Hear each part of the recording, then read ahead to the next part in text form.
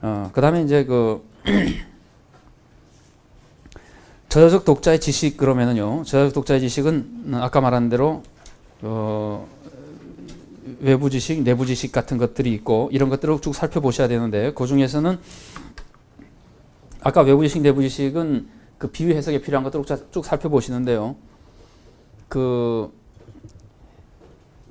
예수님이 제자나 바리새인들에게 말씀하시는 거에 대한 관습만 말고 그 관습만이 아니라 예수님이 예를 들면은 혼인 잔치 비유 누가복음 14장에 나오는 잔치 비유를 말씀하신 것은 바리새인의 집에 가서 식사를 하다가 하셨거든요.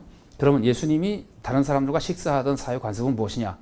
그러면 대부분의 지금 학자들은 그거는 심포지엄 관습이라 그러거든요.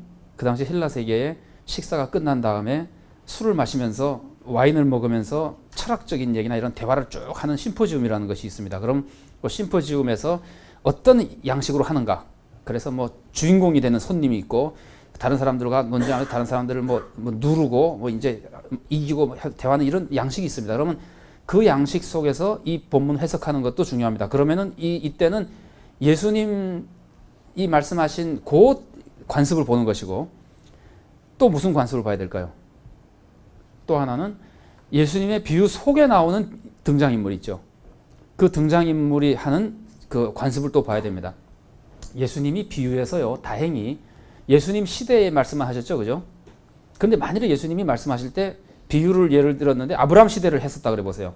그러면 우리는 아브라함 시대의 사회 관습까지 또 공부해야 되는 거예요. 그러니까 이런 식으로 이 관습이나 이런 걸 연구할 때 그 세팅하고 예수님의 세팅하고 비유 속의 세팅 같은 것들을 다 고려하면서 할 수 있어야 됩니다. 근데 제가 이거 해야 된다고 말씀을 하지만 굉장히 어려워요. 저도 별로 잘 못해요. 그 내부 지식을 살펴볼 때는요, 그 외부 지식은 뭐 그래도 어떤 것들이 필요한지 우리가 모르는 건 다 연구해야 되니까 하면 되는데 내부 지식을 살펴볼 때는 주로 지금 공부하는 본문의 그 주제와 관련된 본문을 자꾸 찾아봐야 됩니다. 만일에 이게 지금 예수님이 용서에 대해서 가르치신다 그러면은 주제와 관련된 용서하라는 본문을 봐야 되고 또 뭘 봐야 될까요? 이거 알아맞히시면은 대단히 그 머리가 젊은 분인데 자, 용서하라는 본문을 해석할 때 예를 들면 용서하지 않는 종의 비유는 용서하라는 거 아니에요? 주제가? 그러면 당연히 앞뒤에서 용서하라는 본문을 찾아가지고 이런 내부 지식이 있으니까 이 본문을 이렇게 해석하겠구나 하고 해석할 거 아니에요? 그건 맞는데 또 하나 용서하라는 본문 말고 또 뭘 찾아야 될까요? 용서하지 말라는 본문을 찾아야 됩니다. 그래야지만 보완이 됩니다. 용서하지 말라는 본문을 찾지 않고 용서하라는 것만 다 찾아가서 설교를 해버리면은 그 교회는 무슨 짓을 해도 되는 교회가 돼버리는 거예요. 그러니까 성경에는 용서하라는 본문과 더불어 이런 사람들을 꾸짖으라는 본문도 있죠, 그죠? 근데 그걸로 어떻게 이게 지금 조화를 이루는가 하는 거를 그 마태복음 안에서 찾아내야 됩니다. 그러니까 관련된 주제와 보완하는 거, 교정하는 거 이런 것들을 이거는 정말 해석자가 알아서 찾는 방법밖에 없습니다. 특히 이제 중요한 거, 잘 알려진 거 이런 것들을 가지고 찾아 나가야 됩니다. 그 다음에 등장인물에 대해서 이해를 해야 되는데 말하는 사람이 누구고 듣는 사람이 누군가. 그 다음에는 비유 속에 나오는 등장인물은 비유에서 어떻게 그려주고 있는가. 예를 들면은 마태복음 같은 경우는 잔치의 비유에서 미안합니다. 누가복음 먼저 말씀드릴게요. 누가복음 14장에 잔치 비유가 나오거든요. 조금 전에 말씀드렸던. 그러면 잔치에 참여하지 않는 사람은 어떡하죠? 주인이? 아세요? 누가복음 14장에서는 잔치에 청했는데 오지 않잖아요. 뭐 소 샀습니다. 뭐 밭 샀습니다. 안 오는 사람 보고 주인이 뭐라 그러냐면은 그놈들은 다시는 내 잔치를 맛보지 못할 것이다. 이렇게 말하고 끝납니다. 근데 마태복음에서는 오지 않는 사람은 어떡하죠? 가서 죽이고 마을로 불살라 버립니다. 이거는 등장인물을 이해하면 쉽게 이해할 수 있어요.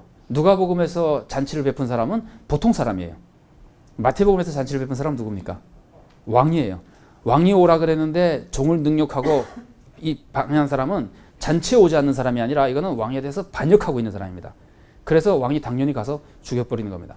그러니까 마태는 잔치에 참여하지 않는 이미지를 누가복음보다 훨씬 강력하게 가르치는 겁니다. 하나님이 오라 그랬는데 안 와. 이거는 네 자유가 아니다. 이거는 죽을 일이다. 이거예요. 이런 식으로 그 메시지의 메시지의 의미가 비슷한 듯 하면서도 강도에 있어서는 굉장한 차이를 줍니다. 그러니까 정도가 달라지죠. 그리고 이제 조금 더 알레고리화하면서 하나님의 왕적인 모습이 드러나고 뭐 이제 이런 것들이 다 내포되게 되는데, 이것이 그 등장인물에 대해서 조금 더 생각을 해보면은 나타날 수 있는 차이점들이 이렇습니다. 그래서 어떤 거는 우리가 많이 연구를 해야지만 발견할 수 있지만, 어떤 것은 관심만 가지면은 금방 찾아낼 수 있는 그 새로운 이미지들도 많이 있습니다. 복음서에. 복음서를 읽으실 때 등장인물에서 가장 중요한 것은 그 인물의 신뢰성 같은 거예요. 제가 이 등장인물 얘기로 예를 한 가지만 들어볼게요. 부자와 나사로에 비유해서요. 부자랑 나사로에 비유해서 부자는 소위 말하는 신앙생활을 하는 사람입니까? 안 하는 사람입니까? 부자와 나사로에 비유해 있어서 나사로, 아니 부자. 안 하는 사람입니까? 하는 사람입니까? 이제 의견이 다르신데, 그냥 제가 보는 의견을 말씀드리자면은, 부자가 지옥에 가서 아브라함을 뭐라고 부르죠? 아버지라고 부르죠. 그 아브라함이 야, 너 나 언제 왔다 아버지라 그러냐, 징그럽다. 그러지 않고 아브라함은 아들, 이 부자 보고 얘야 그러거든요. 그건 이제 휴오스라는 아들이라는 단어 쓰지 않고 테크논이라는 단어를 썼지만 아들을 부를 때 쓰는 단어입니다. 그러니까 아브라함이 인정해 주는 거예요. 아버지 그러니까 그 다음에 이 부자와 나사로의 비유는 누구인데 얘기하는 거죠? 바리새인들에게 얘기하는 거죠. 그 다음에 부자 보고 아브라함이 뭐라 그러죠? 부자의 형제들이 뭐 가지고 있다 그러죠?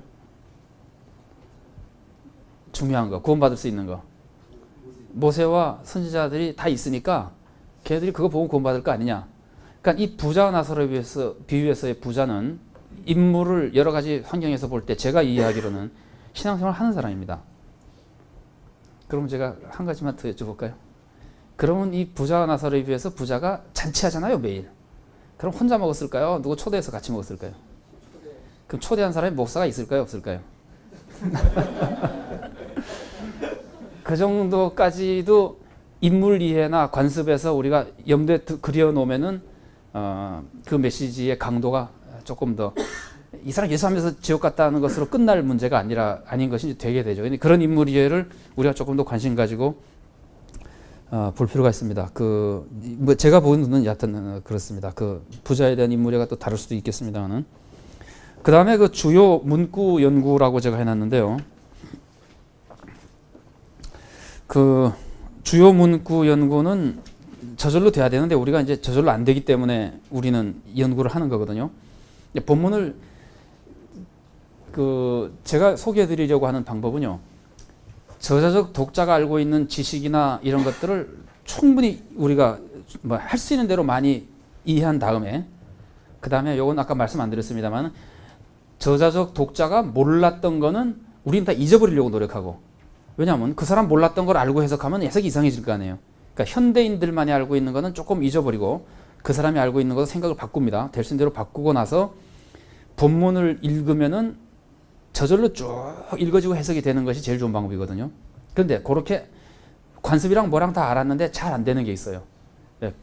그럴 때 그 부분을 조금 따로 연구하는 것이 좋겠다고 생각하는 겁니다. 그래서 그래서 이제 제가 주요 문구라 그랬는데, 특별히 연구하는 거는 해석이 좀 어려운 거, 말이 좀 잘 안 되는, 우리가 알고 있는 거 말이 잘 안 되는 거. 예를 들면 아까 제가 말씀드렸습니다만은 아브라함이 부자 보고 누가복음 16장 25절에 얘 너는 살았을 때 내 좋은 것을 받았으니 뭐 거기서 고민을 받고, 나사로는 뭐 고생을 했기 때문에 여기서 이렇게 편히 쉰다, 이런 식으로 얘기했을 때 교리적으로 안 맞는다 이거예요, 우리가. 그러면 도대체 이걸 어떻게 해석해야 되냐. 아까 말한 대로 아브라함이 자기도 부자였고 뭐 이렇게 복잡해서 하게 되면은 그 부분을 한번 그 독자 입장에서 조금 더 연구를 해보는 겁니다. 이게 도대체 무슨 의미를 가지는 것인가, 이 비유에서 이 부분이 어떤 정도의 메시지인가. 저 같으면 개인적으로 그 본문이 25절이 그 부자 나사로에 비유해서 제가 보기에는 핵심이거든요. 예를 들면 그게 맞다면은 이걸 어떻게 문자 그대로 받아들여야 되느냐 말아야 되느냐 하는 것들을 더 살펴봐서 어려운 것들을 해결해야 됩니다. 예를 들면은 나사로는 도대체 왜 천국 갔느냐? 지가 뭐 한 게 있다고? 그러면 뭐 남인데 구걸만 하면 다 천국 가느냐? 이런 것들도 해결해야 될 문제거든요. 그런 것들을 어려운 문제들을 조금 해결하고 나중에 본문 읽을 때 쉽게 해석이 되도록 하기 위해서 노력하는 겁니다. 그러고는 그 중요한 주제들, 그 주제가 특별히 중요하게 생각하는 주제들에 대해서 조금 더 강조해서 살펴보고, 이게 이제 주요 문구를 연구하는 부분입니다.